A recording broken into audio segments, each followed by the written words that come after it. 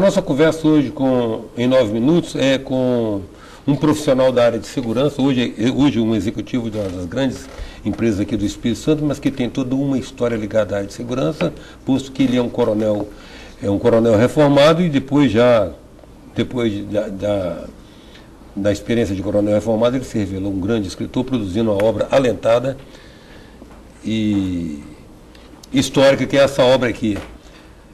Esse livro, que fica em pé, olha o tamanho do tomo. Um certo delegado de capturas, o romance de um mito-herói. O nosso convidado é o coronel e executivo Clínger Sobreira de Almeida, com quem nós vamos conversar agora.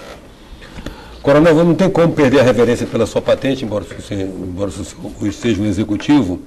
Eu tive a oportunidade de ler o livro, conforme lhe falei, e fiquei impressionado primeiro com o fôlego da sua pesquisa, no resgate dessa figura lendária, e talvez todos os capixabas ele não seja familiar, mas para quem é capixaba do Vale do Rio Doce, ouviu falar do lendário Capitão Pedro, né? E só teve a oportunidade de conviver diretamente com ele, né? Exatamente. Primeiramente, meus cumprimentos a você e os telespectadores, né? Prazer tê-lo aqui, Coronel. E é um prazer tê-lo entre meus leitores, né? Minas Gerais, Bahia, Espírito Santo, Rio de Janeiro, que eu tenho muitos leitores, e tê-lo como um dos meus leitores, né? Sim. Então, eu tive a oportunidade de ler o livro, admirei não só a erudição que transborda do livro na sua pesquisa, porque o senhor, para chegar à nossa personagem, só faz uma bela prospecção a respeito do mito, né, do herói, dá uma passeada para aqueles heróis do bang bang americano que povoaram a nossa infância, né, e faz inclusive uma ótima comparação do Capitão Pedro com eles. Em alguns aspectos, eu acho que o Capitão Pedro só não teve a devida propaganda, né, mas do ponto de vista de façanhas prodigiosas, ele até superou aqueles heróis. Aliás, eu sou assim, um leitor meio compulsivo e antes de escrever esse livro e gosto de assistir filmes, né? Então, desde rapazinho, eu assisto filme daqueles grandes xerife americanos, White Earp, né?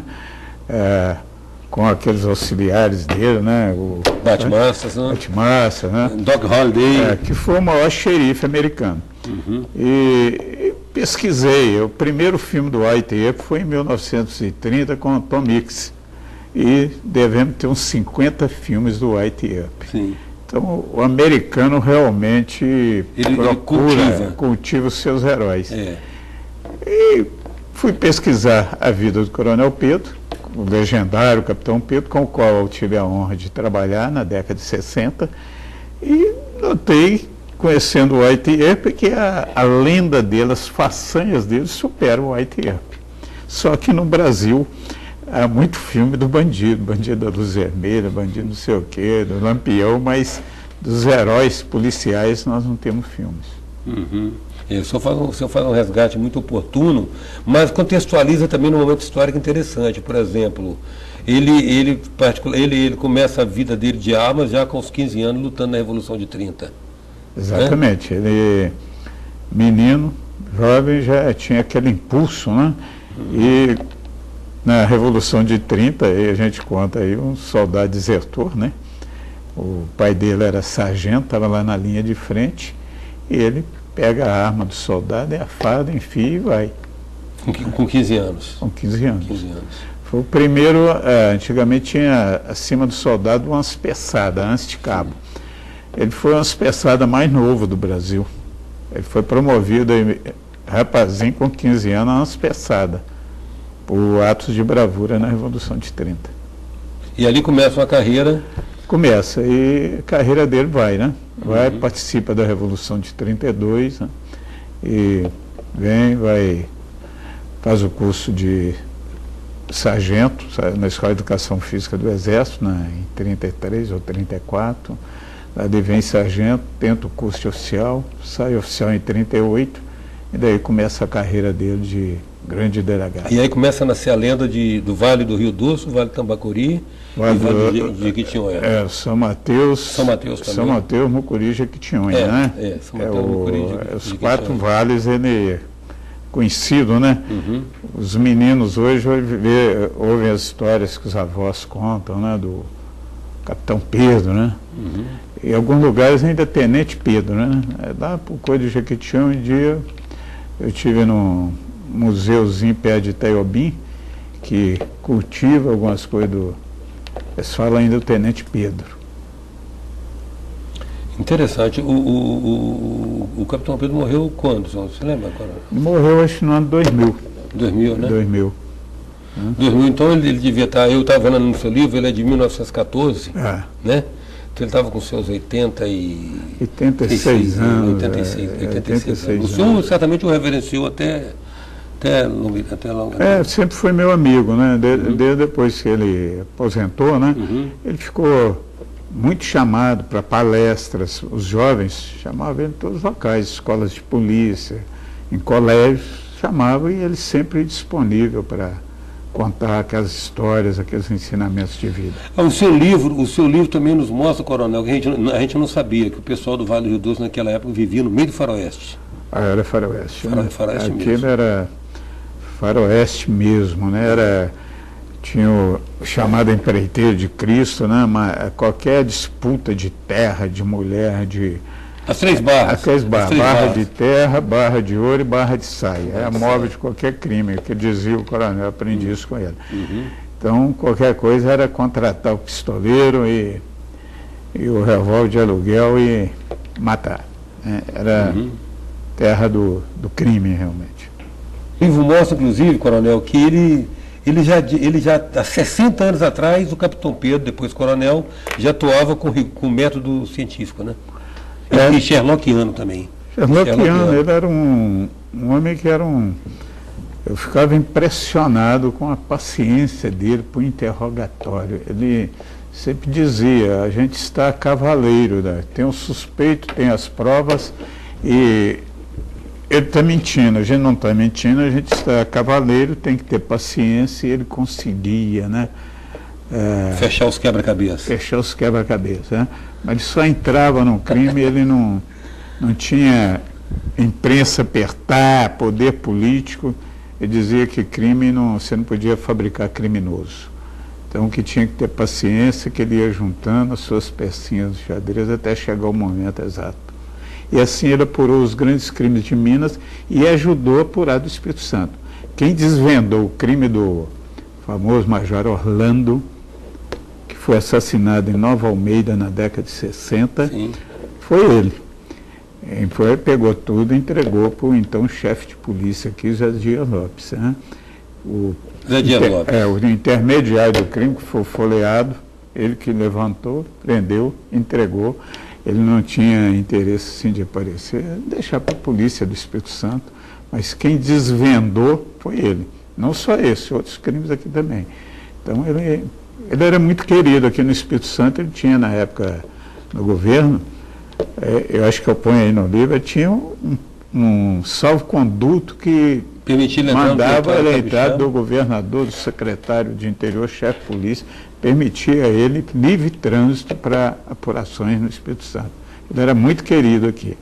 Aqueles velhos delegados, coronéis, chefes de polícia aqui, o reverenciavam bastante. E agora, era o mestre também na infiltração, no disfarce?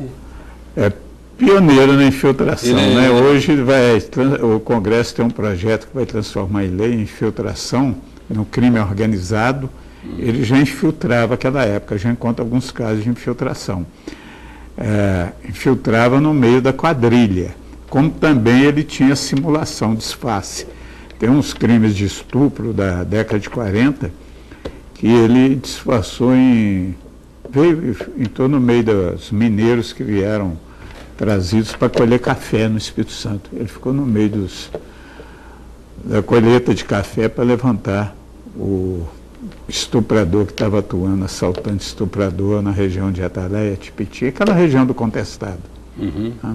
Então, ele é precursor, creio, da polícia hoje científica, né? A polícia inteligente, né? Sim. Que a Polícia Federal faz com muito da inteligência policial, né? Ele já fazia isso na década de 40, na década de 50, na década de 60. Não, e tinha algumas coisas também, por exemplo, ele pilotava um monomotor também, né? Sim, ele não gostava de depender, então ele tirou o brevet de aviador, era motorista, ele não deixava a gente dirigir o carro, e quando tinha que sair com o avião, ele mesmo pilotava o avião. Monomotor, né? A licença dele é para monomotor. Agora, eu acho que o senhor produziu uma homenagem à altura do mito, viu, coronel? Eu achei esse livro realmente admirável e certamente é do interesse de todas as pessoas que, de alguma certa maneira, têm um vínculo com essa região, que se estende daqui até lá para dentro, né? Valadares, para cima de Valadares, expandindo ali para Itambacori, subindo aqui pelo sul da Bahia, pelo norte capixaba, né? Exatamente. Eu entendi que tinha que prestar uma homenagem a ele, né? Como eu gosto de escrever, né? E trabalhei com ele, conheci as histórias no Vale do Rio Doce, no Vale do São Mateus, Mucuri, Jequitinhonha, conversei com aqueles antigos lavradores, aqueles homens da terra.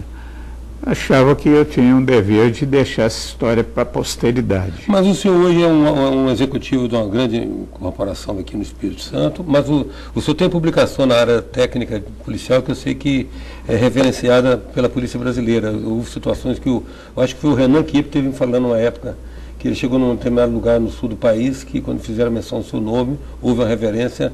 Eu acho que o senhor também, ele inspirou o senhor a buscar essa questão da ciência, da Exatamente, porque você tem que a teoria com a prática, né? Isso. Eu fui aprender prática de polícia com ele. E sempre gostei de formular as teorias, né? Tem muitas coisas que ele dizia sobre... Quando eu comandei o policiamento da região metropolitana em 80, eu criei a chamada malha protetora com os recobrimentos, escrevi e se difundiu no Brasil inteiro. Eu me inspirei no que dizia, falou, você tem que estender uma malha protetora na região, né? Ele foi delegado de Valadares, de Tambacuri, você tem que jogar a polícia, aquele tempo a cavalo, com jipe. Então, criei essa concepção da malha protetora. E escrevi alguns livros, artigos, que eu ainda escrevo sobre polícia até hoje, embora eu escreva também sobre liderança e transporte. Eu quero voltar até o senhor aqui no nosso programa, porque hoje nós estamos conversando especificamente de um tributo a um herói e a um mito, né? Especificamente sobre sua visão de política de segurança. Mas eu estou querendo, antes de nós encerrarmos, resgatar uma questão do senhor, da sua biografia. O senhor estava no olho do furacão no dia 31 de março de 64. Porque o único lugar onde eu soube que houve tiro, naquela quartelada que depois se chamou Revolução, foi lá em Governador Valadares. Sim, e não foi no dia 31, foi no 30 de março. Na tarde de 30 de março houve um tiroteio entre ruralistas e o sindicato rural, né? Os trabalhadores rurais, né? Liderado pelo União. E efetivamente fui eu que desci com a tropa e consegui separar, consegui impedir que matassem mutuamente o líder dos companheiros, Chicão, né? Depois guarneceu a vida dele e do Carlos Olavo, jornalista, que já esteve aqui. Já guarnecemos a vida e embarcamos 2 à noite para Belo Horizonte para tirar eles do olho do furacão, porque senão eles não sobreviveriam. Parabéns, coronel. É uma homenagem que a gente presta ao senhor, assim, com toda a consideração pelo excelente trabalho que o senhor prestou. A gente gosta, quer tê-lo aqui num outro momento, trazendo para nós o seu conceito de segurança hoje. Como é que seria? Até porque todo conselho nessa altura para esse assunto é muito bem-vindo, né? Eu que agradeço aí essa oportunidade, né?